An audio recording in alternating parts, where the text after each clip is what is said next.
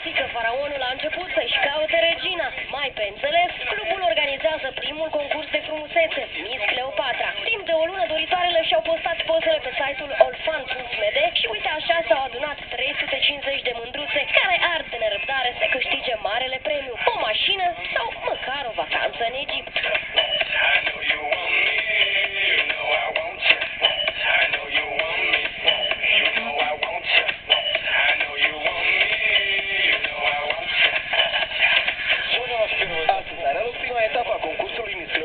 Fetele au completat niște anchete și și-au postat pozele pe site-ul olfan.md. Și astăzi le-am invitat pe toate, le-am înregistrat și le-am făcut cadou cartele VIP. Și spre mirarea noastră, organizatorii nu au chinuit fetele cu probe, ci le-au scăldat în șampanie, muzică și dans.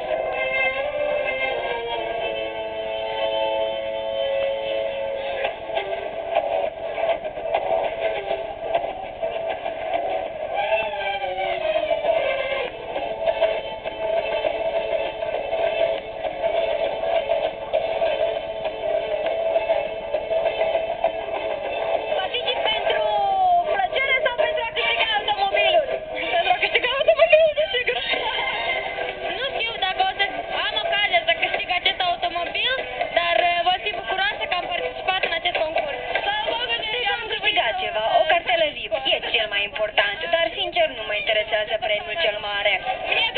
Mulți mi-au zis că semăn cu Cleopatra și am decis să particip la concurs. Cum îți apreciezi șansele? Da, sunt foarte multe fete frumoase, dar nu depinde aici doar frumusețea, ci energetica și dorința de a câștiga. Cred că voi merge în Egipt cu mașina. Dacă să fiu sinceră, sunt câteva persoane, vreo 20 și ceva, de care, într-adevăr, trebuie să țin cont. Adică restul, vreo 280, nu se pun la număr, da? Adevăratul concurs abia începe. De săptămâna asta puteți să vă votați favoritele pe site-ul olfan.md, astfel ajutându-le să treacă în următorul tur, care va avea loc pe 27 noiembrie și invitații speciale ai